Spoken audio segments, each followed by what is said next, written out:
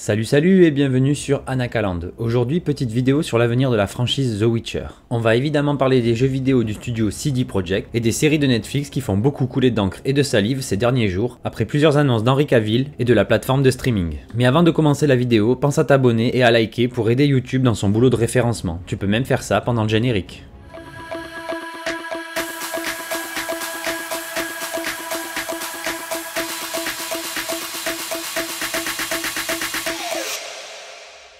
Avant de parler actu, un peu d'histoire. Tout a commencé en 1986 avec la publication des livres d'Andrzej Sapkowski qui ont bercé des milliers de lecteurs. Plus tard, en 1994, le studio polonais CD Projekt est fondé et finira par sortir son premier jeu The Witcher en 2002. Ce jeu qui vient d'ailleurs de retourner en développement pour en faire un remake new gen pour les années à venir. Puis, alors que l'équipe du studio s'est étoffée avec notamment des créateurs qui avaient été élevés en lisant celui que l'on appelle le Tolkien polonais et l'investissement de cette équipe, ont eu pour résultat en 2015 l'un des chefs-d'œuvre du jeu vidéo The Witcher 3 qui arrive également bientôt sur PS5 et Xbox Series.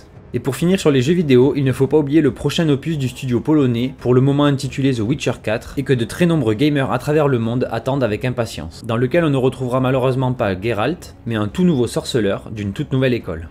Ensuite, surfant sur cette tendance, Netflix, qui était à la recherche d'une franchise riche pour y créer un univers étendu, achète les droits du sorceleur, et la série est diffusée en 2019 sur la plateforme de streaming.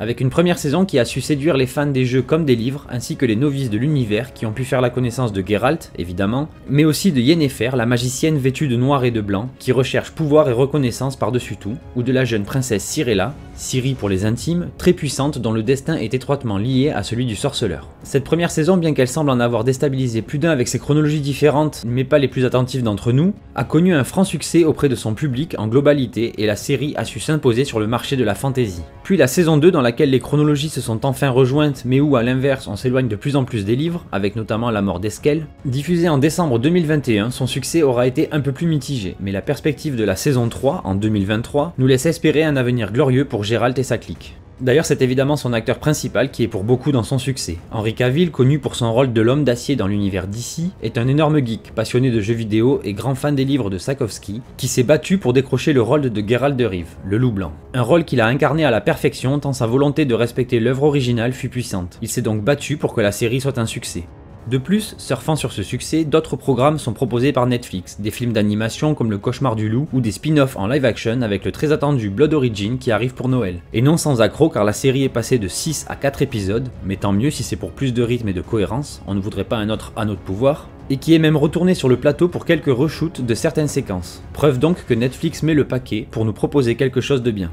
Blood Origin qui va nous raconter les origines de l'ordre des sorceleurs et espérons avec toujours cet univers musical empreint d'identité autant dans les jeux vidéo que dans les films. Nous y suivrons notamment d'après les trailers 3 elfes de clans différents et quelques intrigues au sein de la royauté elfe. On pourra donc y découvrir le passé lointain de ce monde avec les conséquences de la conjonction des sphères.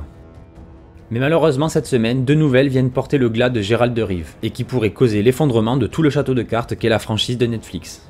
La première, Henry Cavill a annoncé qu'il raccrochait ses épées et ses potions après la saison 3. Bien que cela soit possible que ce ne soit qu'une question de planning, alors qu'il va reprendre les collants de Superman, je ne le vois absolument pas abandonner un projet qu'il tenait pourtant à bout de bras depuis le début. Mais après les rumeurs dans lesquelles l'auteur admettrait son désintérêt total pour les jeux et les séries, et les scénaristes qui ont avoué à demi-mot ne pas désirer suivre les livres plus que ça, ce que bien sûr Henry Cavill n'a probablement pas apprécié, cela expliquerait la raison de son départ de la série et donc la perte d'un Geralt qui a su devenir iconique très vite.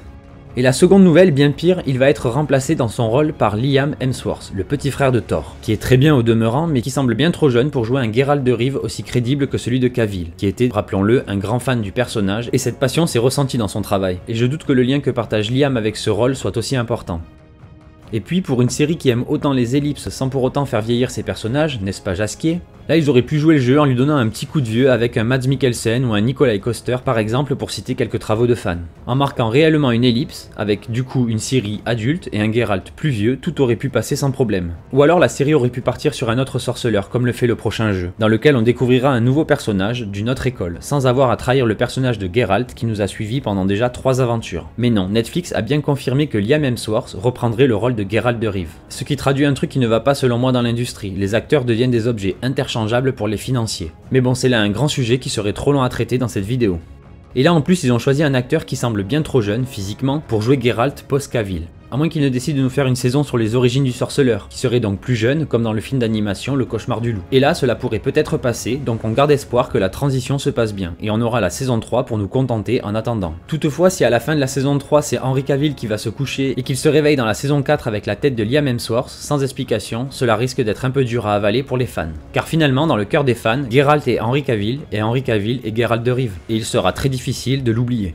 Voilà, j'en ai fini pour cette petite vidéo sur les dernières actualités de l'univers de The Witcher, en espérant que cela vous aura été utile et que la vidéo vous a plu. Donnez-moi votre avis en commentaire. La série pourra-t-elle survivre sans Henry Cavill? Êtes-vous prêt à voir un autre Geralt dans la série? Et donc quelles sont vos attentes pour le futur de la franchise?